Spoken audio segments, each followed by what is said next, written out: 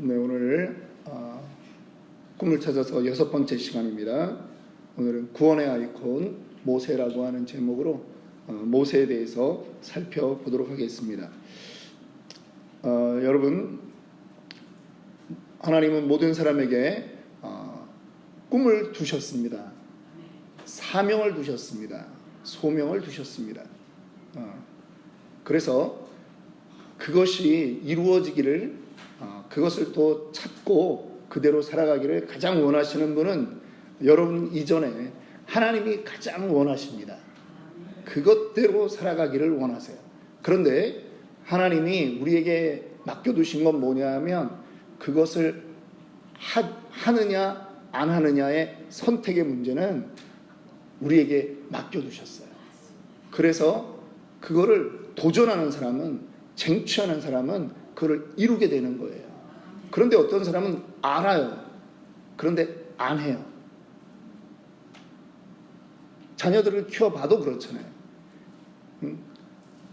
얘가 이거 조금만 더 하면 될 것 같은데 거기서 멈추는 애들도 있다는 거예요. 그래서 어떤 사람은 선택을 잘못해요. 가인의 케이스가 그래요. 가인과 아벨의 케이스가 그래요. 예배로 나뉘어지는 거예요. 자기가 무엇을 선택하느냐에 따라서 길이 달라지는 거예요. 오늘은 모세에 대해서 우리가 살펴보려고 하는데, 모세에 대한 것은 우리가 너무나 잘 알고 있습니다. 모세를 통해서 모세에게 주신 하나님의 꿈은 무엇이죠? 구원입니다. 이스라엘 민족의 구원이에요. 그것이 어디에서 드러납니까? 모세가 왕자로 살고 있는데 어느 날 이 애굽 사람이 이스라엘 사람을 억압하는 거예요. 그걸 보니까 속에 있는 그 분노가 올라오는 거예요. 모세는 자기가 히브리인이라고 하는 것을 알고 살았잖아요. 그러니까 이 분노가 올라오는 거예요. 그래서 어떻게 했습니까? 혈기를 부리는 거죠. 그래서 두들겨 팼는데 얼마나 힘이 그냥 강했는지, UFC 선수처럼 그냥 했는지 한 방에 죽여버렸어요. 여러분, 그에게는 어떤 일에 분노하는 게 있는 거예요. 하나님은 분노를 죄라고 말하지 않습니다. 분노는 죄가 아닙니다. 그런데 분노를 어떻게 핸들링 하느냐는 죄로 갈 수 있는 거예요. 그래서 하나님이 분을 품어도 하루를 넘기지 말라 그러잖아요. 이 자기 민족이 억압받는 것에서 모세는 분노가 올라왔어요. 이건 대단한 에너지입니다. 그걸 가지고 하나님께 나아가야 돼요. 그런데 두들겨 패서 자기가 그 애굽 사람으로부터 이 히브리 사람을 구원하는 정도로만 자기가 일을 했다라고 하는 것이죠. 안 됩니다. 여러분, 우리는 이 목적이 오르면 방법도 옳아야 돼요. 교회는 사람이 모여 있다고 효율을 강조하는 그러한 조직이 아니에요. 교회는요, 예를 들면 만불을 투자했으면 만불의 성과를 걷어내야 된다, 이렇게 말할 수 있는 기관이 아니에요. 그러나 교회는 목적이 옳은 것을 하기 때문에 교회는 교회 스스로도 그 방법에 옳은 것까지도 찾아서 가야 돼요. 때로는 시간이 걸릴 수 있어요. 그런데 그렇게 해야 돼요. 또한 교회는 누구 한 사람이 할 수 있는 일이 있어요. 그런데요, 교회는 기다려야 돼요. 같이 하도록 해야 돼요. 같이 하도록 해야 돼요. 지금 구원이라고 하는 그 역할이 모세에게 있는 것은 분명했지만 모세는 하나님께 묻지 않았습니다. 그냥 나의 성질대로 나의 생각대로 했던 것입니다. 그래서 한국말 중에 교회가 취하면 안 되는 게 있어요. 뭐로 가도 서울만 가면 된다. 이 말은 교회하고는 맞지 않아요. 서울을 가야 되면 우리는 서울을 가야 되는 바른 길로 가야 되는 거예요. 교회는 그래야 됩니다. 교회 공동체는 한 사람만 드러나는 것이 아니라 다 같이 함께 갈 수 있도록 참아주고 기다려주고 그렇게 가야 되는 거예요. 하나님은 그렇게 하기를 원하시는 거예요. 하나님은 어떤 사람이 하나가 드러나기를 원하시는 것보다 하나님은 하나님이 일하셨구나, 하나님이 하셨구나라고 하는 것이 드러나기를 원하시는 거예요. 하나님이 기뻐하는 방법이 있다라고 하는 것입니다. 모세가 한 번 선택을 잘못했을 때 모세는 도망자가 되었습니다. 어디로 갑니까? 미디안 광야로 가서 거기서 만난 아내와 결혼을 하고 장인의 양을 치는 그러한 존재로 됩니다. 자기 힘을 의지했다가 그는 형편없는 그러한 인생을 살게 되었다라고 하는 것입니다. 그러나 우리는 그 인생의 시간조차도 40년이라고 하는 시간이 하나님께 붙들려 있었기 때문에 우리는 그것에도 의미가 있다라고 보는 것이죠. 하나님이 모세의 나이 80이 되었을 때 하나님이 이제 모세를 부르십니다. 하나님이 모세에게 찾아와 주셨다라고 하는 거예요. 우리의 구원은 우리가 하나님을 찾아가는 것이 아니라 하나님이 우리를 만나 주시는 거예요. 우리는 그 하나님을 붙잡고 반응하는 것이 우리의 신앙생활이라고 하는 것입니다. 그래서 우리는 하나님을 만났을 때 우리는 끊임없이 이것을 놓치면 안 되는 것인 줄 우리는 믿습니다. 그래서 모세를 통해서 이스라엘 백성들이 모세에게 속해서 구원을 받는 겁니다. 하나님이 모세를 구원의 아이콘으로 삼아서 하나님이 이끌어 가시는 거예요. 모세는 하나님께 붙들려서 그들의 리더가 되어지는 것입니다. 그런데 제가 오늘 여러분들과 함께 읽었던 이 신명기 말씀은 어떤 말씀이냐? 모세의 인생 가장 마지막에 120세에 이제 죽음을 앞두고 그의 백성들에게 유언을 하는 메시지라고 하는 것이에요. 여러분, 신명기라고 할 때 명은 뭐죠? 명령하다 하는 명이에요. 근데 이 신 무슨 신이에요? 신. 누가 막 하도 많이 들어본 거는 하도 많이 들어본 건 뭐죠? 신라면 그래가지고 매울 신 이러는데 매울 신 아니고요. 믿을 신 아니고요. 예, 날일자에다가 이 짝대기 하나 쭉 큰 거, 이게 요 신명기의 한자거든요. 이거는 거듭신이에요. 두 번째라는 얘기예요. 두 번째. 영어로 듀테로노미라고 해서 그게 거듭이라고 하는 뜻이에요. 두 번째 하나님의 명령을 다시 얘기해 준 거예요. 출애굽하자마자 그 광야에서 40년 전에 했던 하나님의 언약의 메시지들을 이제 모세가 40년 후에 이제 이스라엘 백성들이 요단을 건너가기 전에 자기는 거기서 이제 죽음을 맞이하면서 이스라엘 백성들에게 유언을 하는 거예요. 여러분들의 유언은 준비되어 있습니까? 여러분 정해놓으셔야 돼요. 여러분 지금 모세는 어떻게 하고 있다? 하나님과 40년을 지금 교제하면서 너희들이 이것만은 꼭 알아야 돼. 이것만은 있어야 돼.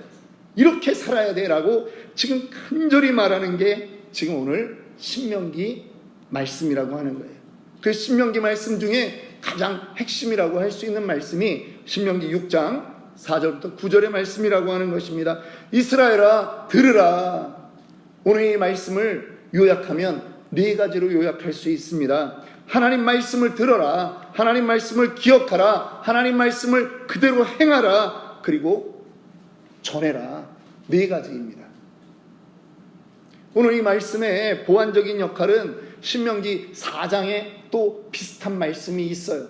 그 두 군데의 말씀을 합쳐보면 결국 하고 싶은 말은 이 네 가지라고 하는 거예요. 하나님의 말씀을 들어라, 기억하라, 행하라, 전해라 라고 하는 것입니다. 여러분, 이게 하나님과 대면하고 있었던, 하나님과 함께 40년을 살아갔던 모세가 하는 말이라면 오늘 우리 역시 이 말씀을 마음에 둬야 되는 것은 당연한 것입니다. 신앙의 첫 번째 중요한 것은 무엇이다? 하나님의 말씀을 듣는 것입니다. 그래서 말합니다. 들으라 이스라엘아, 쉐마 이스라엘. 여러분, 듣는 것이 너무나 중요합니다. 왜 중요합니까? 믿음은 들음에서 나기 때문입니다. 로마서 10장에도 말합니다. 믿음은 들음에서 나며 들음은 그리스도의 말씀으로 말미암느니라. 동의하십니까? 듣지 않으면 신앙이 자랄 수 없습니다. 듣지 않으면 도전할 수 없습니다. 여러분, 꿈을 찾아서 오늘 6번째 시간인데 저는 여러분들에게 소원이 있습니다. 이 설교를 들을 때마다 여러분들 안에 꿈이 생기기를 원합니다.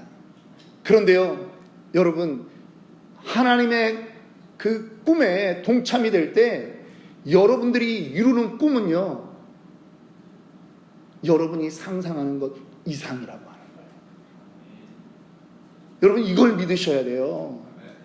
아, 그 사람이 많은 학식이 있고 믿음이 좋았더니 그 정도 했구나. 이 정도의 차원이 아니라는 거예요. 하나님이 이루어 주시는 꿈은 놀랍게 역사하실 거예요. 놀랍게 역사하실 거예요. 그거를 기대하셔야 돼요. 우리가 상상하는 그 정도 차원이 아니에요. 어린아이뿐만 아니라 지금 우리도 역시 마찬가지예요. 하나님의 말씀을 듣고 하나님의 그 꿈을 이루기 위해서 달려가면 놀라운 일이 된다고요. 여러분, 베드로가 갈릴리에서 고기 잡던 어부예요. 그가 자기의 꿈을 상상했겠지요. 왜 안 했겠습니까? 그런데 그가 만약에 한평생을 어부로 살았다면 그가 이룰 수 있었던 그 꿈의 바운더리 얼마 안 될 거예요. 배를 몇 척 더 샀겠죠. 자식을 조금 더 잘 가르쳤겠죠. 근데 예수님에게 붙들리자 그는 2000년이 지나간 이 시대에도 치노벨리 아름다운 교회라고 하는 이 교회에서도 그의 이름이 불리워지는 것을 그는 상상이나 했겠습니까? 그런데 예수에게 붙들리면 그러한 일들이 일어난다라고 하는 것입니다. 말씀이 들리기를 원합니다. 말씀에는 능력이 있습니다. 히브리서는 우리에게 말씀합니다. 하나님의 말씀은 살았고 운동력이 있어 좌우의 날선 어떤 검보다 예리하여 혼과 영과 및 관절과 골수를 찔러 쪼개기까지 한다라고 하나님의 말씀의 능력을 그렇게 우리에게 선포하고 있습니다. 말씀이 들려야 됩니다. 말씀이 들리면 살아납니다. 말씀대로 행하면 살아납니다. 하나님이 거기에 능력을 두셨다라고 하는 거예요. 하나님이 우리에게 굉장한 기대가 그 말씀 안에 들어있는데 우리는 그 말씀을 흘려버리면 안 되는 거죠. 그 말씀을 들어라. 모세가 지금 간절하게 그 200만 이스라엘 백성들에게 요청하는 거예요. 들어라. 들어라. 그 말씀을 들어라. 여러분, 말씀 듣는 게 너무나 중요합니다. 우리는 알고 있습니다. 예수를 믿고 신앙이 성장하기를 원하는 사람은 어떻게 해야 된다? 매 예배 시간마다 나와 앉아 있어야 돼요. 모든 공예배에 나와 앉아 있어야 돼요. 그러면 말씀이 그를 변화시키는 거예요. 그의 노력이 변화되는 게 아니라 말씀이 그를 변화시키는 거예요. 말씀이 들리면 인생은 달라지게 되어 있습니다. 이사야 6장에 보면 이사야가 하나님을 만나는 그러한 놀라운 경험을 합니다. 하나님을 만났더니 이사야가 예, 하나님의 영광 앞에서 주체하지 못하는 거예요.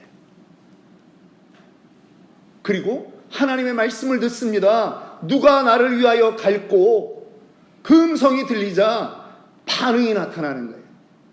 여러분, 말씀이 들리면 반응하십시오. 말씀이 들리면 반응하게 되어 있습니다. 내가 죄인이라고 하는 것이 깨달아지는 것입니다. 죄인이라고 하는 것이 깨달아지면 살아가는 겁니다. 사는 겁니다. 그때부터 사는 거예요. 말씀이 들리면 변화는 일어납니다. 조금 늦을 수는 있어요. 천천히 변할 수 있어요. 그런데 변하게 되어 있는 것입니다. 하나님이 말씀을 들리게 하는 방법이 있어요. 하나님이 말씀을 들리게 하는 방법이 있는데 여러분 순종해 주셔야 돼요. 그건 무엇이냐 하면 기도예요. 기도하며 나아갈 때 말씀이 나에게 워킹하고 말씀이 나에게 온전히 들리게 되어 있습니다.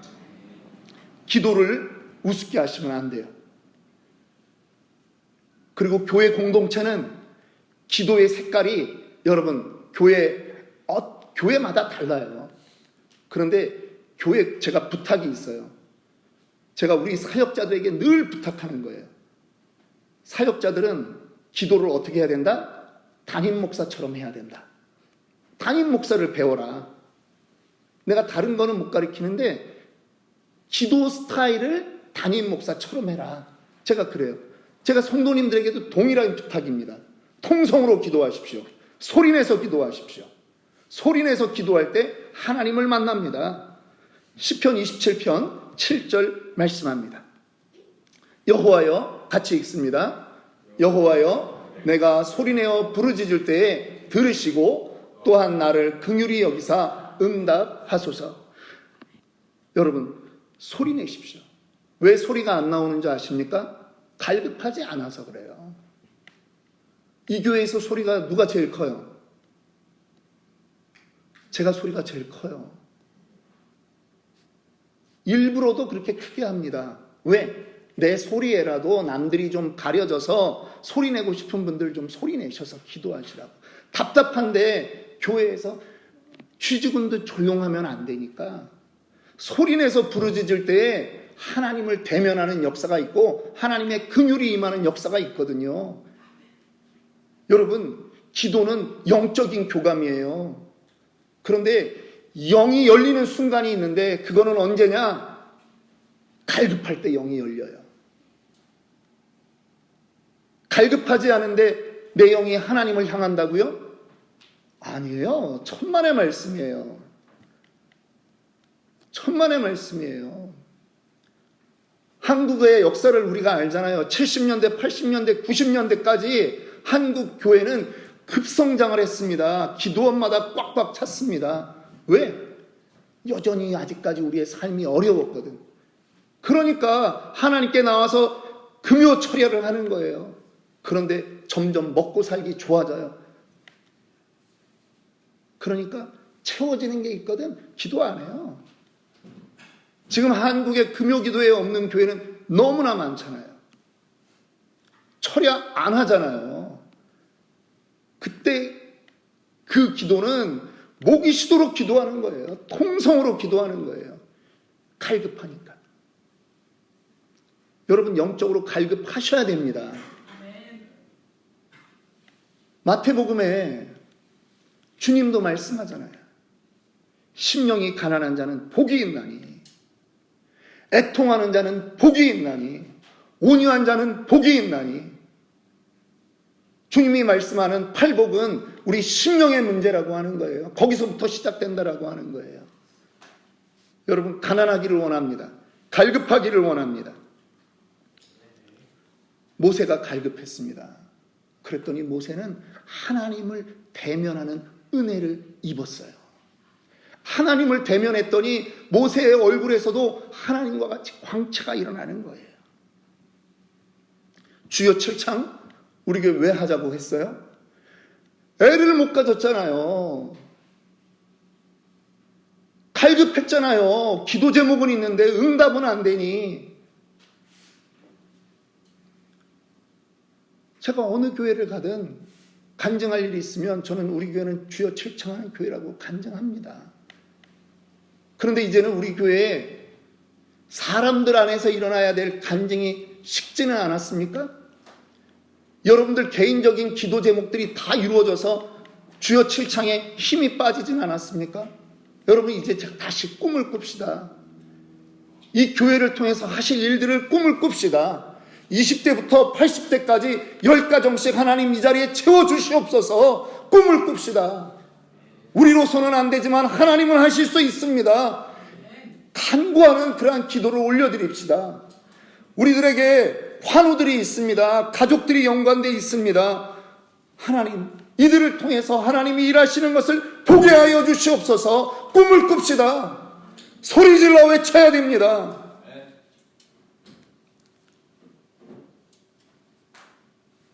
새벽이 됐든 밤이 됐든 소리 지를 때 하나님이 우리와 함께 하신다고 약속하셨습니다.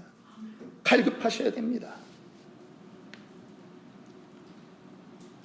오늘 모세가 유언처럼 말한 것은 4가지라고 말했습니다. 들으라, 말씀을 들으라는 것이고요. 2번째는 말씀을 기억하라는 것이고, 3번째는 말씀대로 행하라고 하는 것이고, 4번째는 그것을 전하라고 하는 거예요. 2번째, 3번째는 건너뛰겠습니다. 4번째만 하겠습니다. 말씀을 누구에겐가 전해야 됩니다. 우리에게 주신 사명은 대물림의 사명이에요. 구원에 대한 대물림이 있어야 된다라고 하는 거예요. 먼저는 우리가 그렇게 살아내야 대물림이 됩니다. 나는 그렇게 안 사는데 대물림이 될 수가 없습니다. 그렇게 살아야 됩니다. 그렇게 살았더니 모세의 역사는 누구에게 대물림 됩니까? 여호수아에게 대물림이 되는 거예요. 엘리야의 역사는 누구에게 대물림 됩니까? 엘리사에게 대물림 돼요. 누군가에게 끊임없이 관계를 가져야지 그 믿음은 흘러간다라고 하는 거예요. 여러분, 그러한 일들을 보고 싶지 않으십니까? 도전하십시오. 도전하십시오. 오늘 하나님이 우리에게 원하는 것은 너만 구원받은 것으로 멈추지 말라고 하는 거예요. 이 일이 누군가에게 대물림 되기를 원한다라고 하는 거예요. 여러분, 구원의 방주로 우리 교회가 쓰임받기를 원합니다. 그렇게 도전합시다.